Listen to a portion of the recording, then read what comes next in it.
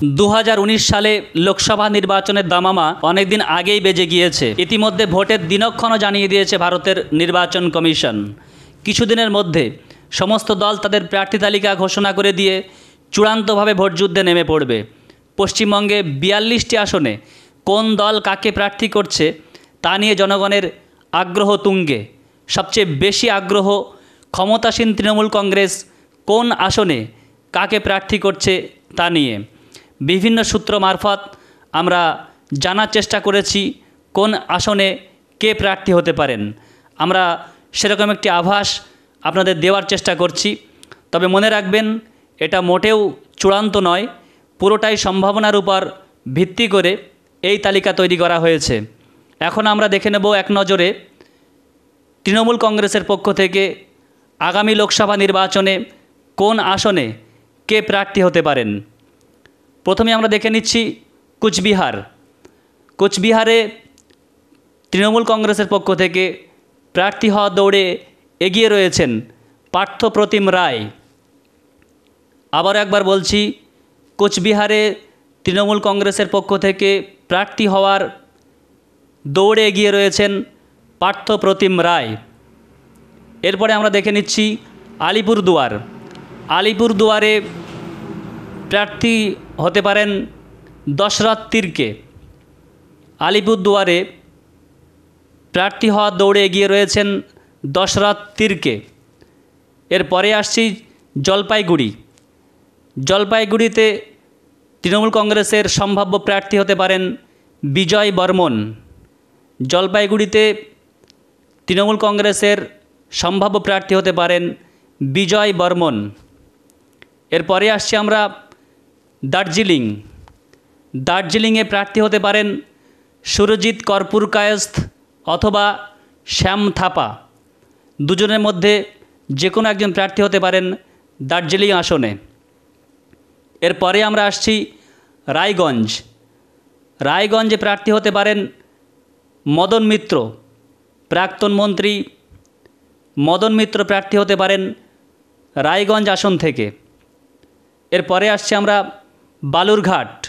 বালুরঘাটের জন্যে দুটো নাম আমরা সম্ভাবনার ক্ষেত্রে দেখতে পাচ্ছি। একজন হলেন অর্পিতা ঘোষ এবং অপরজন বিপ্লব মিত্র। বালুরঘাট আসনে প্রার্থী হতে পারেন অর্পিতা ঘোষ অথবা বিপ্লব মিত্র।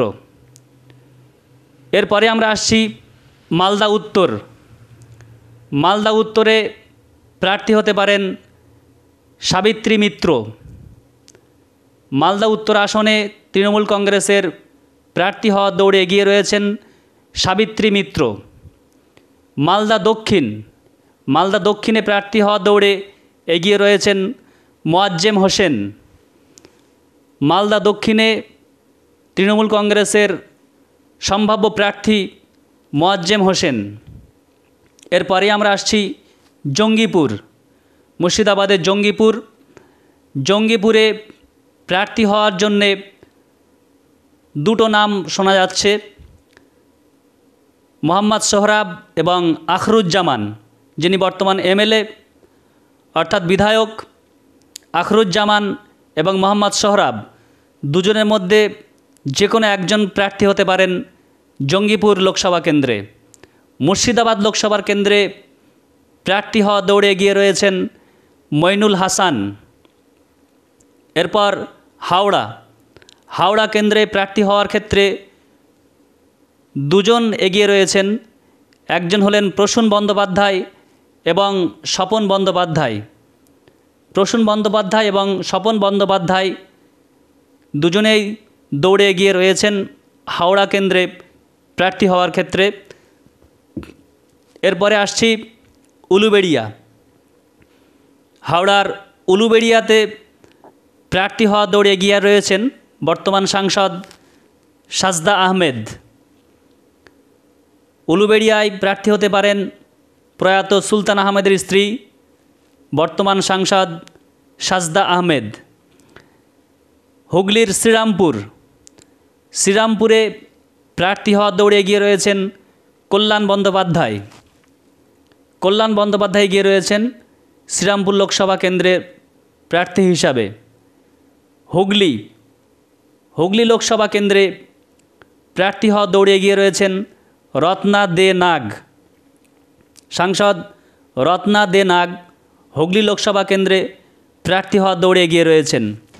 আরামবাগ আরামবাগ লোকসভা কেন্দ্রে প্রার্থী হওয়ার দৌড়ে এগিয়ে রয়েছেন বর্তমান সাংসদ অপরূপা পোদ্দার। আফরিন আলী ওরফে অপরূপা পোদ্দার তিনি এগিয়ে রয়েছেন আরামবাগ লোকসভা কেন্দ্রে প্রার্থী হওয়ার দৌড়ে। বর্ধমান পূর্বে এগিয়ে রয়েছেন সুনীল মণ্ডল। সম্ভাব্য প্রার্থী হতে পারেন সুনীল মণ্ডল বর্ধমান পূর্ব কেন্দ্রে। বর্ধমান দুর্গাপুর আরেকটি লোকসভা কেন্দ্র, এই লোকসভা কেন্দ্রের প্রার্থী হতে পারেন প্রাক্তন বিচারপতি অসীম রায়। এরপরে আসছি বোলপুর বিধানসভা কেন্দ্রে হয় অনুব্রত মণ্ডল নতুবা অনুব্রত মণ্ডল মনোনীত কেউ একজন প্রার্থী হতে পারেন বোলপুর লোকসভা কেন্দ্রে। এরপরে আসছি বহরমপুর কেন্দ্রে প্রার্থী হওয়া দৌড়ে এগিয়ে রয়েছেন অপূর্ব সরকার। এরপরে আসছি কৃষ্ণনগর, নদিয়ার কৃষ্ণনগরে প্রার্থী হওয়া দৌড়ে এগিয়ে রয়েছেন অজয় দে। সম্ভাব্য প্রার্থী হতে পারেন কৃষ্ণনগর কেন্দ্রে অজয় দে। নদিয়ার রানাঘাট কেন্দ্রে প্রার্থী হওয়া দৌড়ে এগিয়ে রয়েছেন তাপস মণ্ডল। রানাঘাট কেন্দ্রে সম্ভাব্য প্রার্থী হতে পারেন তাপস মণ্ডল। এরপরে আসছি বনগাঁ, উত্তর চব্বিশ পরগনার একেবারে সীমান্তবর্তী লোকসভা কেন্দ্র বনগাঁ লোকসভা কেন্দ্রে প্রার্থী হতে পারেন বনগাঁরই বর্তমান সাংসদ মমতা বালা ঠাকুর প্রার্থী হতে পারেন বনগাঁ লোকসভা কেন্দ্রে। এরপরে আসছি আমরা ব্যারাকপুর, উত্তর চব্বিশ পরগনার আর একটা লোকসভা কেন্দ্র ব্যারাকপুরে প্রার্থী হতে পারেন দীনেশ ত্রিবেদী। এরপরে আসছি আমরা দমদম লোকসভা কেন্দ্রে প্রার্থী পরিবর্তন হতে পারে। নতুন প্রার্থী হতে পারেন প্রাক্তন মেয়র শোভন চট্টোপাধ্যায়ের নাম শোনা যাচ্ছে দমদম কেন্দ্রে লোকসভা প্রার্থী হিসাবে। সম্ভাব্য প্রার্থী হতে পারেন শোভন চট্টোপাধ্যায় দমদম কেন্দ্রে। এরপরে আসছি বারাসাত কেন্দ্রে তৃণমূল কংগ্রেসের সম্ভাব্য প্রার্থী হতে পারেন কাকলি ঘোষ দস্তিদার। বর্তমান সাংসদ কাকলি ঘোষ দস্তিদার আবারও প্রার্থী হতে পারেন বারাসাত কেন্দ্র থেকে। এরপরে আসছি বসিরহাট, উত্তর চব্বিশ পরগনার আরও একটি গুরুত্বপূর্ণ লোকসভা কেন্দ্র বসিরহাটের বর্তমান সাংসদ ইদ্রিস আলী তিনি দৌড়ে এগিয়ে রয়েছেন। তবে তার সঙ্গে আরও একটি নাম উঠে আসছে হাজী নুরুল ইসলাম। সুতরাং বসিরহাট কেন্দ্রে ইদ্রিস আলী এবং হাজী নুরুল ইসলাম দুজনের মধ্যে একজন প্রার্থী হতে পারেন। এরপরে আসছি জয়নগর বিধানসভা কেন্দ্রে প্রার্থী হওয়া দৌড়ে এগিয়ে রয়েছেন প্রতিমা মণ্ডল জয়নগর বিধানসভা কেন্দ্রে সম্ভাব্য প্রার্থী হওয়া দৌড়ে এগিয়ে রয়েছেন। মথুরাপুরে এখনও পর্যন্ত কোনো সূত্র মারফত কোনো রকম সন্ধান কিছু পাওয়া যায়নি কে প্রার্থী হতে পারেন। তবে যতটুকু শোনা যাচ্ছে মথুরাপুর কেন্দ্রে সিদ্ধান্ত নেবেন অভিষেক বন্দ্যোপাধ্যায়। ডায়মন্ড হারবার কেন্দ্র, যেখানকার বর্তমান সাংসদ অভিষেক বন্দ্যোপাধ্যায় তিনিই আবার ডায়মন্ড হারবার কেন্দ্র থেকে লোকসভা কেন্দ্রে দাঁড়াচ্ছেন বলে খবর পাওয়া যাচ্ছে। মথুরাপুর, যাদবপুর কেন্দ্রে প্রার্থী হওয়া দৌড়ে এগিয়ে রয়েছেন দেবাশিস কুমার। যাদবপুর কেন্দ্রে লোকসভা কেন্দ্রে প্রার্থী হতে পারেন দেবাশিস কুমার। কলকাতা দক্ষিণ, গুরুত্বপূর্ণ একটি লোকসভা কেন্দ্র। কলকাতার দুটি কেন্দ্র, কলকাতা দক্ষিণ এবং কলকাতা উত্তর। কলকাতা দক্ষিণের বর্তমান সাংসদ সুব্রত বক্সী তিনি এগিয়ে রয়েছেন লোকসভার প্রার্থী হিসাবে। সুতরাং কলকাতা দক্ষিণে সম্ভাব্য প্রার্থী হলেন সুব্রত বক্সী। কলকাতা উত্তরের বর্তমান সাংসদ সুদীপ বন্দ্যোপাধ্যায় তিনি এগিয়ে রয়েছেন কলকাতা উত্তরে সাংসদ প্রার্থী হওয়ার ক্ষেত্রে। সুতরাং কলকাতা দক্ষিণ এবং কলকাতা উত্তর দুটি কেন্দ্রেই প্রার্থী অপরিবর্তিত থাকছে বলে খবর পাওয়া যাচ্ছে। এবার আমরা চলে আসছি পূর্ব মেদিনীপুরের তমলুক লোকসভা কেন্দ্রে প্রার্থী হতে পারেন দিব্যেন্দু অধিকারী তমলুক লোকসভা কেন্দ্রের সম্ভাব্য প্রার্থী বলে শোনা যাচ্ছে। কাঁথি পূর্ব মেদিনীপুরের আরেকটি লোকসভা কেন্দ্র, যেখানে প্রার্থী হওয়া দৌড়ে এগিয়ে রয়েছেন শিশির অধিকারী। ঘাটাল পশ্চিম মেদিনীপুরের ঘাটালে প্রার্থী হতে পারেন আগের বারের সাংসদ অর্থাৎ বর্তমান সাংসদ দেব ওরফে দীপক অধিকারী। বাংলা চলচ্চিত্র জগতের অন্যতম অভিনেতা দীপক অধিকারী প্রার্থী হতে পারেন ঘাটাল থেকে। দেব প্রার্থী হতে পারেন ঘাটাল থেকে।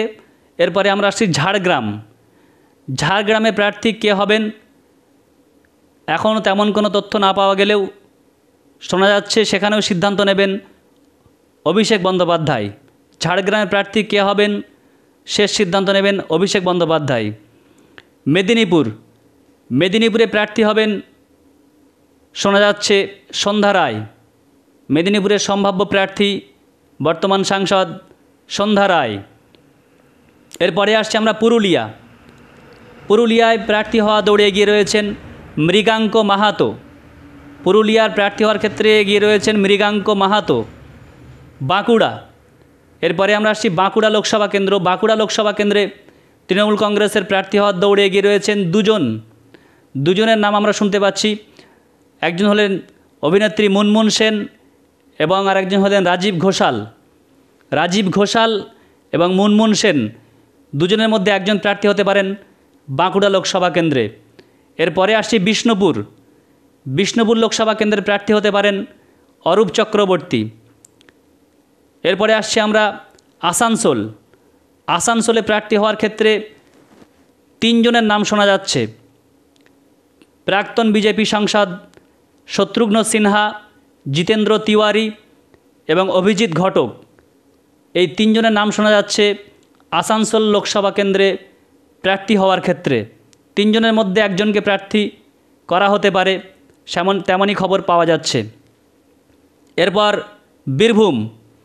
বীরভূমের প্রার্থী হওয়ার ক্ষেত্রে এগিয়ে রয়েছেন বর্তমান সাংসদ অভিনেত্রী শতাব্দী রায় এগিয়ে রয়েছেন বীরভূম লোকসভা কেন্দ্রে তৃণমূল কংগ্রেসের প্রার্থী হিসাবে। সুলতানুল আরেফিন, 63 নিউজ।